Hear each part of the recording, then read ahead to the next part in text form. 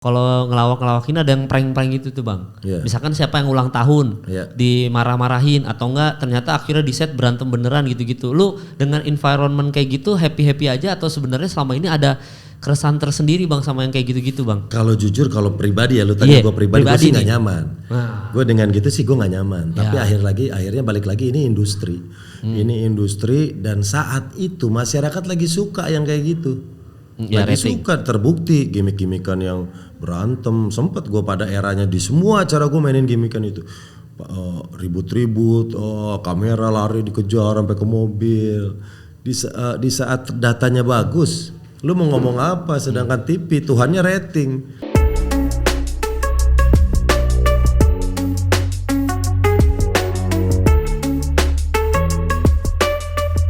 Selamat datang kembali di Bertahan di Industri, dan bintang tamu kali ini punya manajemen nih sekarang teman-teman. Waduh, saya tidak diajak. Aduh, ada Bang Denny Cagur, idola saya. Alhamdulillah Bang Denny. Kontennya keren, bertahan di industri.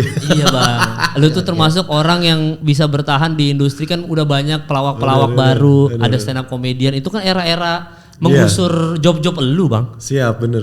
Iya kan, tapi sekarang kan lu punya Marcel di ini lu, manajemen lu. Iya. Anak komik juga Marcel, terus ada Fajar juga sekarang. Ada Fajar Set Boy. Gitu. Emang kenapa Bang Den pengen bikin itu Bang Den? Enggak, itu sih adik gue aja. Jadi gue kan tadinya ada manajemen, terus pas Marcel emang dari awalnya kan suka syuting ke rumah, jadi salah satu pemain pendukung, terus banyak nanya-nanya, banyak belajar, sampai akhirnya gabung sama kita, berjalan udah. Terus ada lagi Fajar juga sama ceritanya kayak gitu.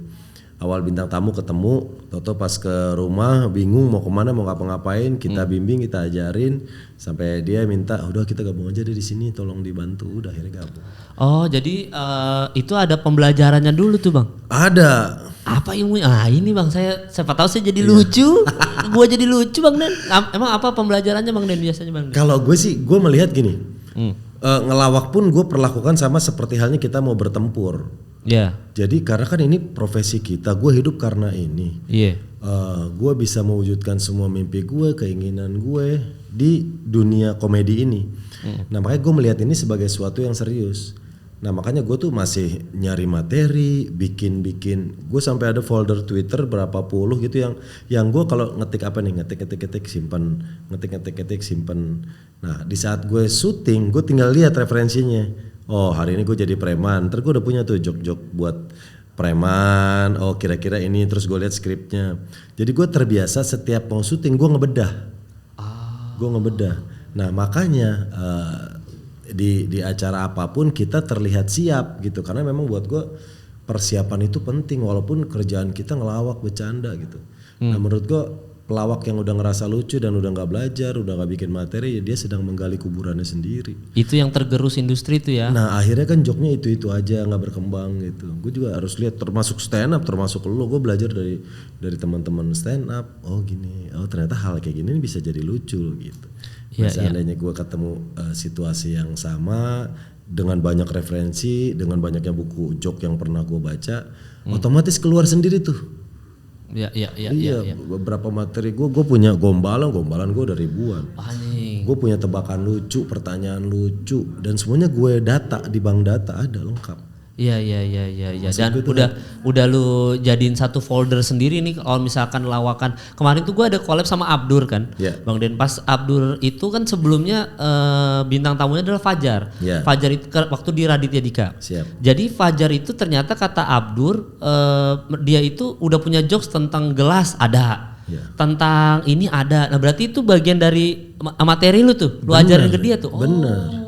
Jadi gue pada saat Fajar bergabung pun gue nggak mau quotes dia itu aja. Jadi Fajar kalau ketemu gue dia harus nyetor 3 quotes baru.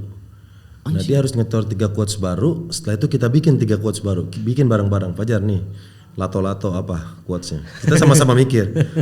Lato-lato tuh seperti kisah cinta. Seperti kisah cinta kita bisa bertemu tapi tidak pernah bisa menyatu gitu.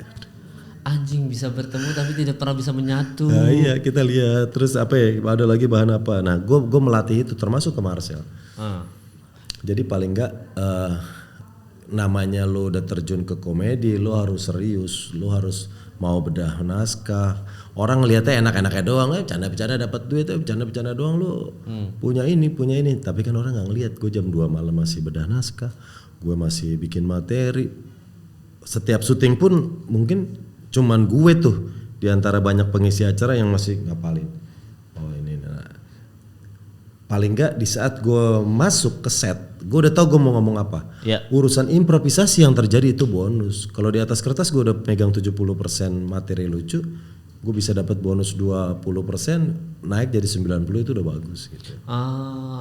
Karena Regen tuh kan Regen tuh sekarang juga jadinya nyatat Bang, karena Regen tuh komika ini nggak semuanya bisa masuk industri, makanya gue kadang-kadang salut sama lu gitu. Maksudnya di TV tuh bisa lucu-lucu terus. Kadang-kadang kan mungkin lu kalau stand up sulit, tapi kita kebalikannya Bang, kadang-kadang kita masuk ke lawakan industri TV itu sulit banget. Gue termasuk yang nggak cocok. Regen itu awalnya nggak cocok dia cerita sama gue. Cuma dia seiring berjalannya waktu dia ngulik, dia ngelihat oh Bang Denny tuh apa keunggulannya, Surya tuh apa, Kang Andre Taulani apa, dia pelajarin tuh masing-masing. Jadi begitu main bareng sama lu nih Bang Den, dia udah tahu oh Bang Denny sukanya tipikalnya diksi-diksi sama ini. Nah berarti gue harus yang ngelempar yang apa supaya dia nanti ngelempar punchline-nya diksi yang lucu. Nah gitu. Jadi udah ada gitu-gitunya tuh Bang Den ya. Bener, karena gue ngeliat stand up sama kalau boleh nih ya kita kotak-kotakin. Komedian yang biasa gue lakukan adalah komedi sketsa. Yang kadang gue segmen 1 gue jadi petani, segmen 2 gue jadi polisi, segmen 3 gue jadi pilot. Kayak di OVJ dan banyak acara lainnya rata-rata sketsa gue mainin peran beda-beda nih setiap segmen. Sama stand up, buat gue juga gue kesulitan buat komedian sketsa kayak gue di saat gue harus main berstand up komedi, bercerita panjang berjam-jam. Nah jadi gue ngelihat emang beda medan nih, emang beda medan. Orang yang bisa mahir di stand up asik banget, di saat masuk ke sketsa dia bingung karena terbiasa konsep, terbiasa apa yang mau dia katakan dihafal kata per kata, punchline-nya dia yang bikin setup, dia yang bangun, punchline-nya dia yang ngatur. Di saat dia masuk ke komedi sketsa, antri cepet banget. Toto ini udah nyaut, ini udah ger, baru mangap, baru buka mulut, yang ini udah nyaut lagi.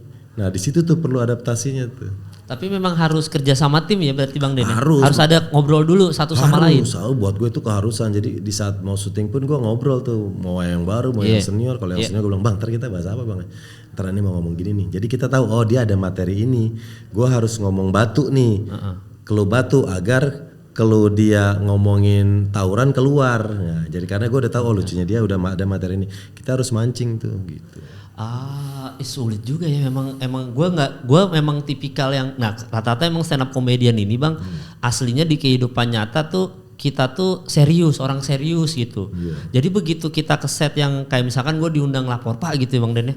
Gue tuh nggak bisa tuh ngelucu kayak anjing sulit banget lah. Maksudnya mau masuk aja masuk Bang Wendy udah ngomong, mau masuk Surya udah ngomong gitu. Maksud gue kayak kapan ya gue jadinya bingung Bang. Iya memang harus itu ya kayaknya memang sebelum misalkan gue mau masuk industri TV Bang ya. Berarti apa yang harus gue lakuin as pelawak baru di industri TV? Ngobrol dulu kah? Atau kayak lu ciptain materi dulu dari gelas kalau ada, atau enggak bikin banyak gombalan dulu atau apa atau gimana Bang? Iya pokoknya kayak materi-materi simpel tuh kayak tebakan tuh, materi-materi yang kapan aja dikeluarin bakal lucu tuh. Terus main diksi-diksi lucu. Terus kalau gue sebelum syuting nih gue ngeliat set, oh dari set gue bisa materi ini. Gue ngeliat kostum lawan main gue, oh dari kostum gue bisa pakai ini. Jadi semuanya tuh sebenarnya bisa jadi materi lawakan. Nah belum lagi nanti di saat cerita itu ngalir jalan, nah kita juga harus peka nih, harus peka dengerin omongan lawan main. Oh dia ngomong ini, gue punya materi tentang ini, keluarin, cek. Nah makanya kita harus ngisi banyak materi lawakan sih karena gue sadari itu emang pekerjaan kita. Iya, mau nggak mau kita nyari duit dari situ. Iya. Harus bertanggung jawab, Bang ya. Harus total, karena gue ngeliat yang udah begitu aja akhirnya ya begitu-gitu aja sama TV paling dipakai sekali 2 kali. Udah dia nggak upgrade, dia nggak update. Joknya cuma muter di situ aja. Udah akhirnya kan kelindes sama persaingan. Sama persaingan. Lu di total di dunia komedi udah berapa lama, Bang Den? Gue 2001 acara chatting pertama. 2001 cuy. Acara chatting pertama 2001, pertama kali ngelawak tahun 97, lomba humor ala mahasiswa. Punya acara komedi pertama chatting, chatting. Itu canda itu. Di mana TV mana tuh ya? Itu TPI dulu. Oh iya benar TPI. Alhamdulillah sampai sekarang masih punya acara komedi. Alhamdulillah. Dulu pernah ikut API Bang ya? API gue udah nge-host. Akademi Pelawak Indosiar ya? Audisi pelawak TPI. Gue ganti stasiun TV. Goblok juga. Iya benar-benar. Audisi pelawak TPI. Nah waktu itu Sule peserta. Nah gue tuh udah nge-host audisi Bandung. Nah jadi Cagur itu nggak melalui proses API, tapi humor ala mahasiswa tahun 97. Jadi di API Narji tuh waktu itu jadi yang ngegosong-gosongin. Iya. Gue host audisi daerah-daerah gitu. Jadi memang udah dari 97 ya? 97. Berarti anjing total 97 sekarang 2022 berapa itu? Banyak banget, berapa? 25 tahun. 25 tahun ada di berarti awal-awal masuk terjun ke dunia komedi itu emang keinginan sendiri Bang Den? Apa orang tua tahu nggak Bang Denny jadi pelawak itu? Orang tua gue kaget, Denny ngelawak gitu, karena gue ya seperti yang lo bilang tadi, gue seserius itu di rumah gitu. Tapi kalau emang gue lagi nongkrong sama teman-teman bilang seru, rame gitu. Nah gue tuh jadi setiap dari SMP nih kelas 1, SD kelas 6 dia udah mulai aneh gue. SD kelas 6, SMP kelas 1, SMP kelas 1, gue selalu jadi ketua kelas. Bukan karena paling pintar, bukan karena paling tegas, karena gue selalu paling error. Gue sepatu gue pernah pakai kaos kaki yang kanan merah, kiri biru. Gue pernah pakai tas makeup emak gue yang ada ininya. Gue pernah pakai tas transparan yang di dalamnya gue tempel celana dalam jadi kelihatan dari luar. Udah mulai aneh-aneh, dan gue seneng nyeletuk itu dari kecil, dari SMP. Gue udah seneng nyeletuk sampai diomelin sama guru. Nah karena sering bikin lucu di tongkrongan, nah gue ngetes mental. Masa lucu di tongkrongan doang, nih ada lomba lawak nih di RCTI waktu itu. Nah gue ngajak Narji, gue nyariin Narji lagi nyariin gue. Udah akhirnya ketemu lah, jodoh nih ada lomba lawak. Oh iya, Narji juga gitu. Kalau gue ketemu bareng sama Narji ini selalu rame nih, celah-celahan, bercanda-bercanda. Temenan dari dulu emang? Temenan, satu tongkrongan. Nah akhirnya ketemu Bedu. Nah jadi formasi Cagur awal tuh gue, Narji, Bedu. Gue Narji, Sabto. Bedu belum masuk, Wendy belum masuk. Sabto keluar gantiin Bedu keluar gantiin Wendy, baru formasi yang kemarin. Itu pas pertama kali ketemu Bang Narji itu tahun berapa itu berarti? Tahun 97. Kalau kenal Narji 96, karena kan gue kampus angkatan 96. Kampus mana Bang? UNJ bro. Wah, Rawamangun. Pendidikan enggak? Gue fakultas IPS sosial. Nah gue tuh tadinya pengen banget masuk IKJ. Karena gue emang seneng kesenian kan. Pengen masuk IKJ, gue cari-cari tahu, gue sampai ajak nyokap gue ke kampus IKJ ambil brosur, nggak mampu, mahalan buat gue saat itu 1,5 juta uang semesterannya. Sedangkan di IKIP 250.000. Gue masuk ikut UMPTN, dapat di IKIP, udah kuliah di situ. Yang pertama gue cari unit kesenian karena biar bisa berkesenian kan. Nah ternyata memang jalannya di situ, kebentuk Cagur tuh di situ di UKM. Di UKM, unit kegiatan mahasiswa. Unit kegiatan mahasiswa, subnya unit kesenian. Oh, tapi banyak kesenian yang lain banyak kan? Banyak, ada band, ada teater, ada lenong, paduan suara. Paduan suara gue ikut sampai lomba ke Bandung. Terus band gue ikut juga, sempat jadi ketua bidang band. Jadi ada kegiatan apa ikut aja. Jadi di situ berkembang tuh teman-teman. Lenong ikut lomba. Situ mulai nyadar bahwa passion gue nih ternyata di komedi. Berkomedi. Bisa nih di komedi nih gitu. Dan pertama kali ngerasa lucu Bang. Kalau gua kan pasti dari stand up dong langsung open mic pecah ger. Kalau lu gimana nih? Nah kalau gue tuh di saat gue bisa membuat materi. Jadi gue mikir kalau ibarat masak, ini ada bumbu masak, kita bisa masak makanannya enak. Nah kan dari bumbu kita belanja sendiri bisa dapat jadi makanan matang.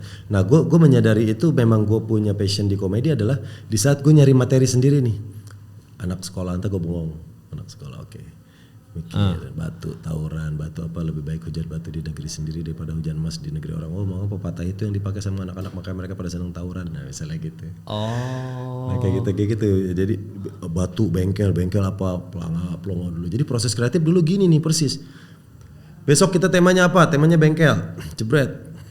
Meeting sama kreatif besok siang. Sehari sebelumnya kita nyari referensi ke perpustakaan. Jadi gue nyari buku tentang mesin, tentang mobil, otomotif, udah strike. Gue nyari materi. Ada istilah gini, baru dibikin lucunya, baru bahas di tim gitu. Jadi seserius itu. Anjing, ternyata teman-teman buat yang lagi nonton sekarang berkomedi itu memang kita outputnya bercanda tapi persiapannya serius, nulis materi. Lu anjing ngatain gak lucu lu bangsat anjing, ada-ada aja Bang Den. Perjuangan kita Ci. Tapi saya memang suka gak lucu. Lu gak lucu. Iya gue gak lucu, kalau yang lucu bapak lu gendong anak monyet gitu. Oh ada gitunya ya, ada udah siap tuh ya kalau diserang gitu ya. Berarti pertama kali mentasnya Bang? Pertama kali mentas. Agak dekat gitu mikrofon maaf. Pertama kali mentas tuh ya itu. Pertama kali ngelawak itu gue kalau Narji dulu katanya pernah ikut lomba lawak waktu SD. Nah kalau gue pertama kali ngelawak ya emang waktu lomba humor ala mahasiswa itu bro. Bener-bener pengalaman pertama di YouTube ada tuh, masih pelangak pelongo. Ada di YouTube Bang? Ada. Pertama waktu kita lomba ya ngomongnya masih belepetan. Nah kita ngelihat proses tuh. Oh. Jadi masih kata per kata gue apalin, gue ngomong apa ntar. Narji nyaut apa, Sabto nyaut apa. Dan itu apa lucu pada saat itu atau masih? Kita juara 3 nasional. Menurut gue sih waktu itu nggak ada lucu-lucunya gitu. Tapi ternyata yang lain mungkin lebih nggak lucu. Ingat juara anjing. Juara satunya berapa? Siapa Bang? Ingat Bang? Juara satunya yang pemain sinetron, nama grupnya Warrior. Dia yang pemain sinetron Pak Blangkon. Ada Pak Blangkon, Mas Imam. Masih ada sekarang? Masih ada kok, terakhir 2 minggu yang lalu dia ke rumah gue main. Oh masih ada berarti. Iya. Nah dia tuh termasuk aman, dalam arti aman, materi dia itu aja di semifinal, final sama di penyisian semifinal final. Materinya gue lihat itu aja. Kenapa tetap aman? Karena jurinya beda. Sedangkan kita terlatih bikin materi baru, sialan tuh gitu ngapain bikin materi ya pusing-pusing ini. Tapi nggak apa-apa. Iya. Kita banyak bank data akhirnya. Iya, akhirnya banyak perpendaharaan kata justru jadi di situ. Dan dari dulu tuh sebenarnya kompetisi udah ada ya, ngelawak-lawak kompetisi ya. Wah, sekarang di saat eranya stand up dulu itu di 90-an, 2000-an banyak lomba grup lawak. Karena saat itu komedian yang moncer kan yang notabene mereka grup, Bagito, Duar, komedian termahal, Patrio. Nah jadi kiblat orang-orang yang sedang sama komedi larinya ke grup, makanya lomba-lomba grup banyak. Sekarang trennya geser nih ke stand up komedi, jadi sekarang lomba grup itu jarang banget. Iya. Nah makanya regenerasi pelawak di grup itu lumayan lambat kalau ditarik waktu, sekitar 10 tahun baru lahir grup lawak baru, mulai dari eranya Jayakarta, Bagito ke Warkop ke Bagito 10 tahun, Bagito ke Patrio 10 tahun, Patrio ke Cagur 10 tahun. Ya soalnya Cing Abdel ikutan tuh ngurusin. Iya, Cing Abdel manajernya Bagito itu bro. Iya, makanya waktu interview, gimana komedi zaman dulu tuh Cing? Wah gue soalnya dari penyiar sama temon, dari siaran. Dia bilang gitu, terus dia ikut Bagito, baru di situ dia nyadar bahwa anjing ternyata pelawak bisa se-rockstar ini ya gitu. Bener, dan Bagito kiblat kalau buat kita. Dia tuh benar-benar memanage grup lawak seperti halnya profesional banget. Bagito tuh ada latihan musik, manggil guru, pakar ekonomi. Kalau dia mau karena waktu itu kan Bagito udah mainnya di TV, kontraknya udah gede. Iya. Udah bisa lah, ada dananya buat manggil ekonom. Udah suruh ngomong tentang ekonomi, mereka dengerin. Wah keren. Les bahasa Inggris, latihan alat musik. Nah dari sisi profesionalisme kita belajar banyak dari Bagito. Tapi kan pada saat itu ngelawak Orde Baru tuh Bang, maksudnya sulit kan itu ya? Iya, bahkan mereka cerita pernah ngelawak ditongkrongin, diliatin pestol, jangan ngomong macem-macem. Iya, lu ada Bang momen-momen gitu nggak ada? Gue tidak mengalami itu karena waktu Cagur terbentuk mulai juara itu. Sudah mulai reformasi. Udah mulai reformasi. Waktu itu bahkan kita ngelawak depan gedung DPR di saat orang-orang pada demo, Cagur mana Cagur, itu Cagur. Disuruh ngelawak depan DPR, gua teriak-teriak. Anjir tuh. Iya Bang. Bener. Ikut itu. Mahasiswa pada rusuh. Gue di atas mobil itu bro, suruh ngelawak. Karena lu mahasiswa juga. Karena mahasiswa, kan orang waktu itu Cagur juga baru juara. Ngelawak orang gak ada yang dengerin juga, berarti timbuk-timbukan. Kompetisi di mana itu Bang waktu itu Bang? Lokasi? Gue waktu itu di Lebak Bulus. Oh ada tempatnya Lebak Bulus. Ini berarti ada orang tua-tua juga ada, muda-muda campur ya semua ya? Ada. Gak dibatasin kan? Enggak. Waktu kita menang tahun 97 itu ngadain di Lebak Bulus. Terus kita ikut lagi 2001 LHI Lembaga Humor Indonesia, kita ikut lagi menang, juara juga. Nah tapi ini lucu nih, waktu pendaftaran panitia masih lengkap, pas udah menang mau ngambil piala sama hadiah duit 3 juta, udah bubar bro, udah nggak ada.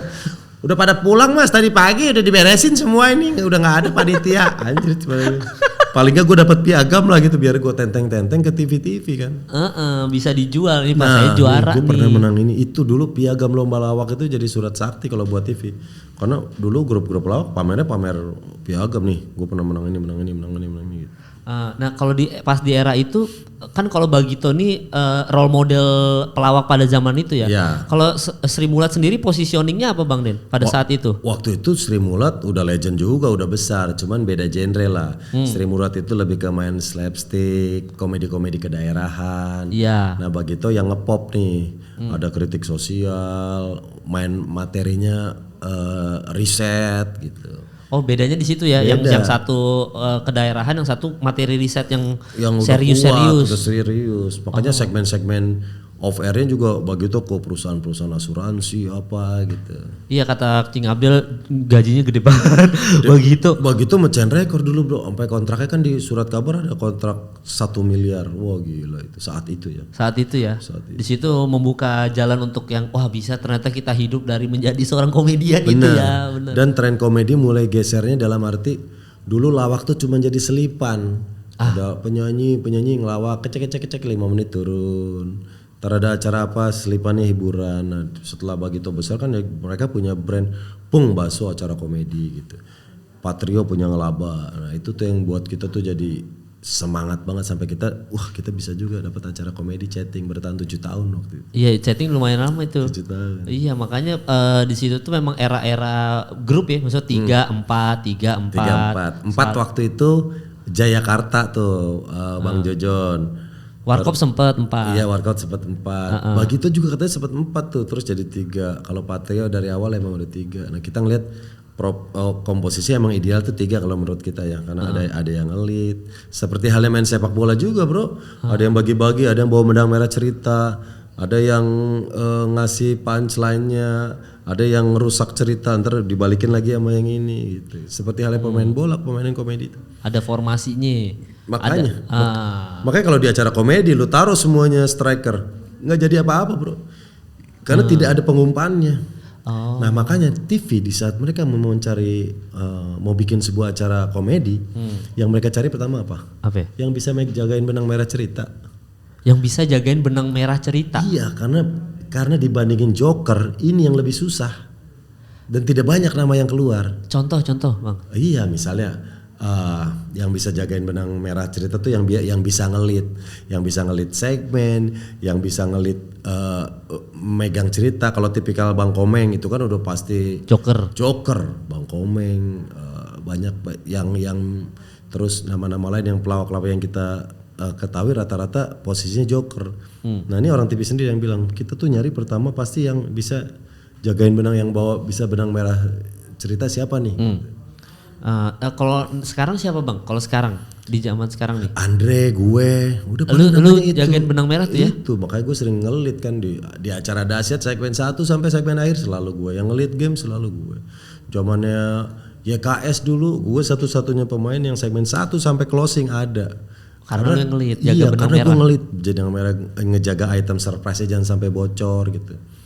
Tapi tetap lucu lu Bang. Iya, tapi kan kita juga harus pinter ngambil momen. Oke, benang merah cerita kita pegang. Nah sambil itu kan kita berimprovisasi juga. Nah karena kita udah tahu benang merah ceritanya, kita kan udah tahu mainannya apa. Gue udah bisa riset lebih dulu malah. Ntar waktu ngebahas tentang nelayan, gue punya materi nelayan, gue mau keluarin ini. Setelah itu dapat, baru gue balik gue jagain cerita lagi. Oh ini A baru masuk. Kita pur dulu dia biar dia semangat nih. Jadi dia lucu dulu. Masuk dia udah lucu, tahan nih, masuk B, lucuin dulu dia.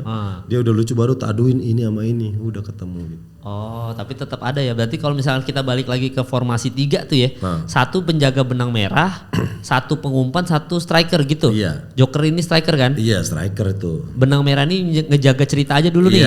Pengumpan ini yang ngelempar gitu. Iya, nah itu pengumpan sama penjaga benang merah tuh fungsinya 11-12 lah, mirip-mirip. Jadi dia tuh harus tahu ceritanya, bisa kadang kan kita ngelawak enakan tuh. Wow, udah ngawur kemana-mana, tapi lucu. Nah tugas dia nih narik lagi ke benang merah. Ya, jadi gimana nih? Ini maling kok belum ketangkap sampai sini? Tadi emang dilihat di mana? Balik lagi ke benang merah.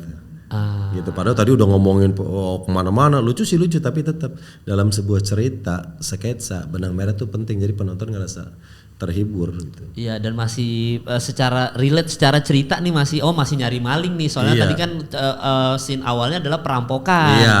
Ada yang maling motor, jangan lari kemana-mana nih. Iya benar. Oh gitu pembagiannya, dan itu yang paling sulit tuh ngelawan ego bang, salah karena semua orang pasti pengen jadi Joker ya. Setuju, emang kadang harus bisa ngelawan. Kadang kan gue pengen lucu juga gitu. Nah tapi kan kalau gue nggak berpikir diri gue ya, kalau gue berpikir bagaimana kita menyelamatkan program. Entar mau siapa yang lucu, kok yang penting segmen itu lucu. Lucunya bisa dari si A, si B, si C nih. Tapi kan lucu ya tadi ya, udah yang kesebutkan programnya gitu.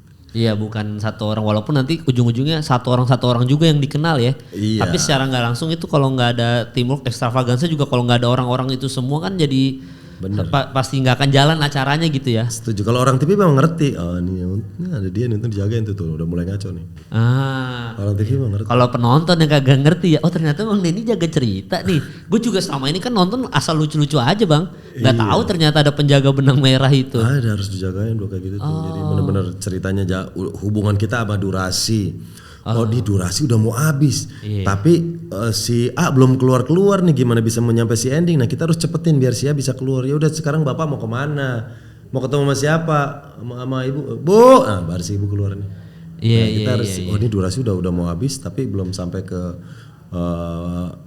clue untuk masuk ke ending. Nah kita harus ngatur itu juga. Harus cepet karena udah mulai durasi nih ya. Iya. Nah tapi kan Bang sekarang kan kalau kemarin juga sempat yang acara-acara lawak lu juga itu Bang, yang sekarang tuh eranya dimana kalau ngelawak-ngelawakin ada yang prank-prank gitu tuh Bang. Yeah. Misalkan siapa yang ulang tahun dimarah-marahin atau enggak ternyata akhirnya di set berantem beneran gitu-gitu. Lu dengan environment kayak gitu happy-happy aja atau sebenarnya selama ini ada keresahan tersendiri Bang sama yang kayak gitu-gitu Bang? Kalau jujur, kalau pribadi ya, lu tanya gue pribadi gue sih gak nyaman. Gue dengan gitu sih gue gak nyaman. Tapi akhirnya balik lagi ini industri. Ini industri dan saat itu masyarakat lagi suka yang kayak gitu. Lagi suka, terbukti gimmick-gimmickan yang berantem. Sempet gue pada eranya di semua acara gue mainin gimmickan itu. Ribut-ribut, kamera lari dikejar sampai ke mobil. Di saat datanya bagus, lu mau ngomong apa? Sedangkan TV Tuhannya rating. Iya. Sulit. Data bagus, sponsor masuk, program bisa jalan, TV untung, peduli setan akhirnya. Masyarakat nggak suka, toh lebih banyak yang suka, terbukti kok datanya ratingnya tinggi. Kok masih main gitu-gituan sih ya? Akhirnya gue menyalahkan penontonnya juga ya ini datanya bagus kan, dibuka datanya bro. Nih waktu kemarin kita ngerjain sini, tuh segini. Ini waktu hari sebelumnya jauh datanya, akhirnya karena bagus gimmick itu diulang sampai akhirnya trennya udah habis, turun, udah selesai.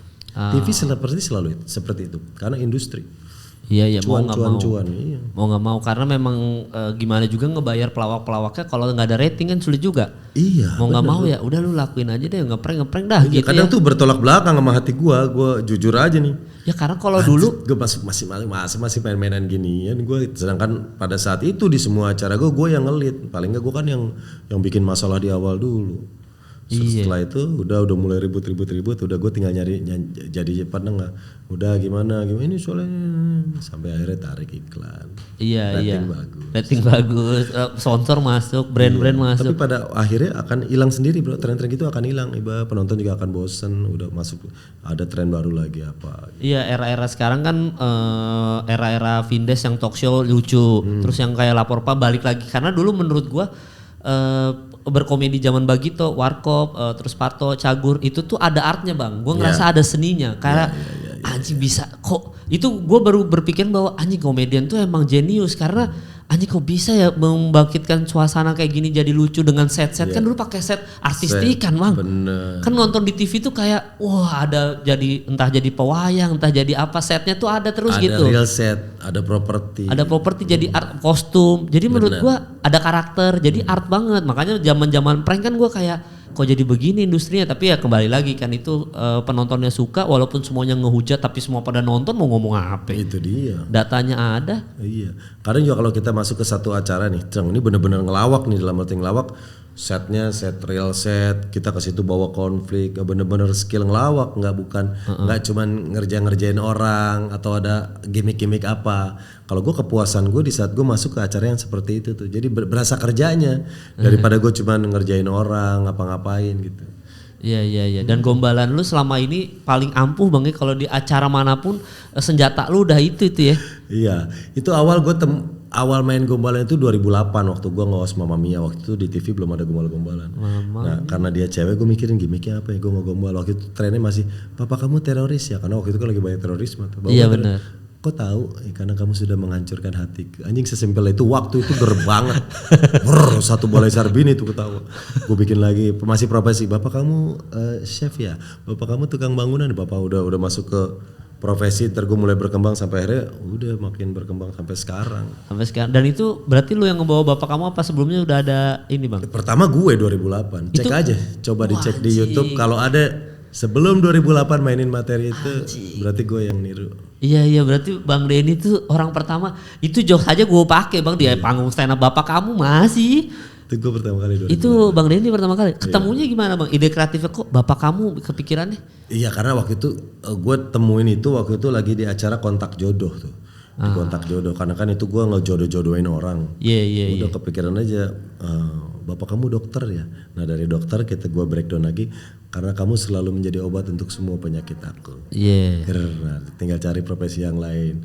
Nah sampai akhirnya baru mulai gombal pakai kata-kata planet, baru mulai kata-kata puitis. Nah dalam ngegombal juga gue harus sesuai memberikan materi gue di level mana dan kepada siapa materi. Kayak waktu gue ngegombalin Po Alpa, nggak mungkin gue pakai materi seperti gue ngegombalin Najwa Shihab waktu itu. Iya benar. Nah, karena kan beda nih antara Po Alpa karakternya dengan Mbak Nana karakternya gitu. Itu gue juga ngelihat. Gue pernah ngegombalin Seven Icon, gue pernah ngegombalin 24 personel JKT48, gue pernah ngegombalin 30 finalis putri Indonesia di satu panggung nonstop. Wah, sampai ada berapa puluh gitu, satu-satu. Anjir lu bayangin. Dan gue nanya, hobi kamu apa? Gue kan nggak tahu dia akan ngomong apa tuh. Aku hobinya ini. Gue harus dengan cepat bikin gombalan. Oh, karena lu udah siapin ya. Kalau hobinya nyelam, hobinya futsal. Iya, karena yang pertama gue terlatih membuat materi itu. Yang kedua gue sambil nanya gue udah mulai mikir tuh. Deg-degan juga bro, mana acara live waktu itu. Iya takutnya salah ngomong. Kan dia bisa ngomong apa aja, dia bisa bilang balet, dia bisa bilang taunya hobinya. Aku masih hobinya tiduran aja. Gue harus cari dengan cepat nyari gombalan dengan kata tidur kan. Oh kalau kamu besok tidur terus bangun, ruangan itu semuanya merah, kamu jangan kaget ya. Emang kenapa? Karena kamu lagi ada di hati aku. Oh, gitu. Harus cepet gitu. Harus cepet ya, untung udah disiapin ya. Iya. Berarti kalau misalkan tadi kita kembali lagi tips untuk menjadi seorang pelawak untuk yang mungkin gua yang baru mau masuk industri TV atau enggak ada yang lagi nonton sekarang pengen jadi pelawak, nulis tuh pertama tuh Bang ya. Bang, nulis dulu, banyakin materi karena itu juga yang lu ajarin ke Fajar kan. Setiap hari harus nyetor 3 quote dari analogi lato-lato, analogi mana, setiap hari harus nyetor. Berarti itu tuh harus rajin nulis tentang apapun aja, dinding. Misalkan orang ngomong dinding nih atau orang ngomong pot bunga, orang ngomong piring, ada terus nih bercanda-bercandanya. Itu pertama tuh ya, referensi itu ya. Terus kedua apa lagi Bang? Terus kalau emang kita senang sama komedi, lu harus masuk ke dalam komunitas komedi. Karena rata-rata berkembangnya teman-teman tuh di situ. Kalau lu suka stand up, masuk ke komunitas stand up mana, lu senang lawak, masuk ke misalnya ada posko grup lawak zaman itu. Gue tuh yang saat itu ngetren tuh grup lawak punya posko-posko bro. 4 sekawan poskonya di sini, Patrio poskonya. Nah masuk ke situ nongkrong bareng.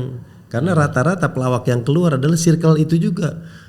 Kayak Mas Miing dulu bantuin Mas Indro, terus Mas Eko dulu itu Cing Abdel dulu manajernya, si A dulu adalah asistennya si B, ini ngetop ada kesempatan ditarik akhirnya berkembang. Nah masuk ke circle itu gitu. Oh kalau stand up ya komunitas itu ya. Komunitas udah. Oh jadi habis nulis masukin komunitas, udah baru habis itu ngelihat mereka manggung kayak gimana gitu ya. Iya, nah kalau udah kalau kita persiapan cukup, kesempatan datang, makanya keberuntungan adalah di saat persiapan ketemu dengan kesempatan. Iya. Kesempatannya datang, kita udah siap, jadi orang nengok lucu nih. Coba undang lagi. Harus jaga tuh, harus perform lagi, lucu nih. Akhirnya lu bisa nyelip keluar sebagai salah satu pendatang baru gitu. Kalau ini Bang Den, kenapa lu mengambil Fajar Setboy masuk ke manajemen lu ini, kenapa alasannya? Lu melihatnya gimana? Enggak, dia yang minta bro. Dia yang minta, Bang udah Bang bantuin saya Bang gini sama Bang Ahmed. Waktu itu Fajar kan datang berdua dengan situasi belum makan. Dari Gorontalo nih?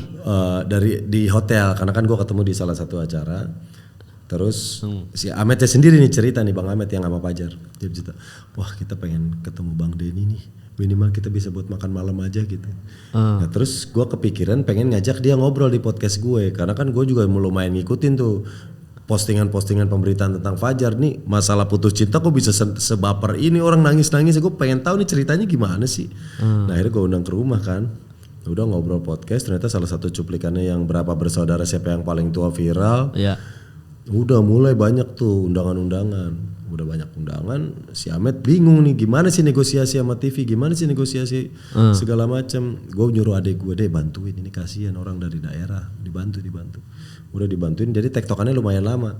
Tektokan ke Ahmed kirim ke Dede, balasnya ini aja Bang Ahmed balas. Seharian kayak gitu tuh, capek udah Bang Dede bantuin kita Bang, coba diituin aja.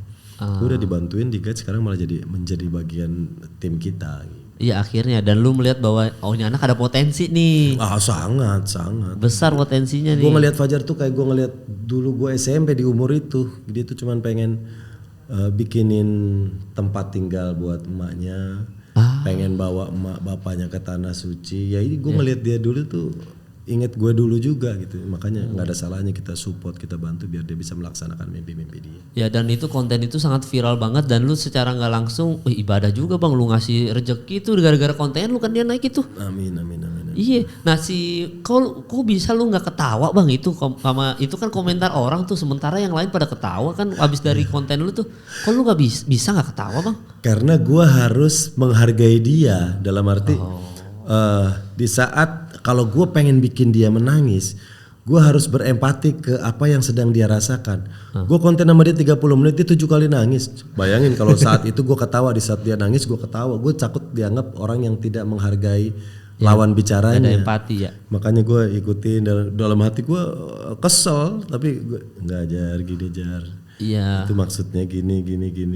Itu aja sih. Lu kasih tisu buat air mata malah buat leher. Malah leher. Aduh, ditanya yang paling tua dijawab bapak. Yang paling gede tantenya. Iya, maksudnya gue udah hati gue itu kan yang dipuji semua orang bahwa anjing Denny Cagur bisa tidak ketawa, padahal gue kalau di samping Fajar itu udah nggak karu-karuan. Itu kan yang dipuji orang Bang. Itu kameramen gue pada ngakak-ngakak itu di depan, nutup mulut, ada yang udah nggak kuat ngakak-ngakak. Nah, gue mencoba berempati aja sama orang yang lagi gue ajak ngomong.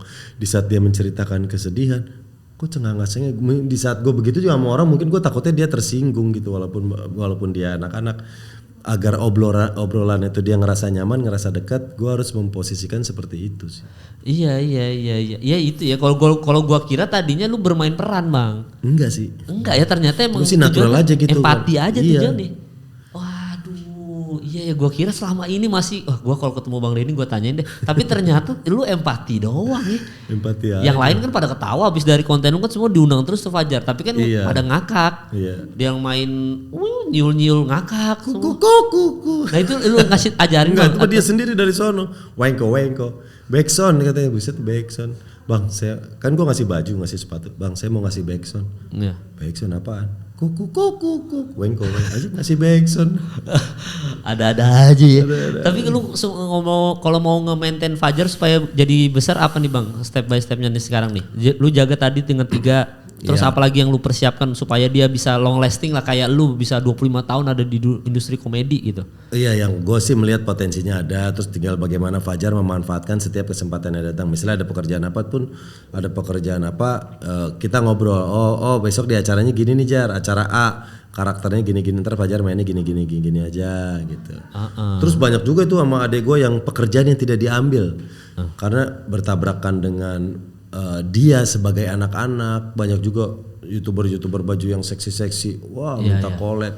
Gue bilang ntar deh, Fajarnya brandnya, maksudnya dia tuh usianya anak-anak, kalau ditempelin gitu kasihan, gue takut dianya juga nggak nyaman gitu. Iya, soalnya dia masih umur berapa Bang Fajar? 15. Ya Allah. 15. Iya, udah masuk remaja sih. Iya. Masuk remaja. Dan ini apa namanya yang ditakutkan adalah Fajar ini takutnya cuma sekilas aja gitu yang kayak Rehan, yang kayak Dilan Cepmek. Takutnya itu kan. Jadi udah masanya udah habis. Kan itu tugas lu berarti tuh Bang untuk ngajarin dia, bimbing dia supaya dia bisa long lasting ya. Iya, semoga. Jadi ngejaga brand itu ya. Bener iya. Lebih ke dia pantas ada di konten yang memang untuk usia dia gitu aja sih gue ngeliat. Kalau ngobrol-ngobrol kan masih aman tuh. Kalau yang berbau-bau dewasa itu banyak banget permintaan. Bener. Sama adik gue di hold ditahan, nggak bisa, jangan, kasihan Fajarnya. Ya, dan kalau Fajar sukses berarti lu bisa bikin sekolah Bang. Sekolah komedi, bener Bang. Masalah sekarang banyak banget bukan artis ya, bukan selebgram juga jatuhnya. Apa sih Fajar ini istilahnya? Yang tiba-tiba kita, anjing viral kan, bisa lu sekolahin, maksudnya bisa masuk ke kayak lu ajarin nih step by stepnya ini Fajar sukses nih. Gue mau masuk sekolah lu itu Bang. Kalau Fajarnya long lasting bener kan. Kita kan nggak tahu kalau lu udah terbukti. Kalau Marcel gue yakin masih bisa sustain lah, masih bisa panjang nafasnya gitu. Karena memang kita komedian juga bisa masuk ke segala lini, film bisa, acara TV bisa, berstand up bisa, apa segala macam, MC bisa, nge-host bisa. Bahkan sekarang si Abdel aja kalau nikahan bisa ada sambutan lucu. Wow. Udah bisa begitu Bang Den. Berarti kan lucu. Iya, maksudnya sambutan kan kalau nikahan kan bisa tuh sambutan lucu. Sudah ada ininya lah, maksudnya bisa kemana-mana. Nah yang kayak Fajar, kayak Dilan Cepmek ini kan kita nggak tahu umurnya akan berapa lama di industri. Ketika lu menggarap Fajar ini dan sukses, lu buka akademi, yakin banyak yang masuk Bang. Rezeki lagi buat lu Bang Den. Iya, amin. Iya, gue masuk, ntar editor gue Dimas nih masuk juga.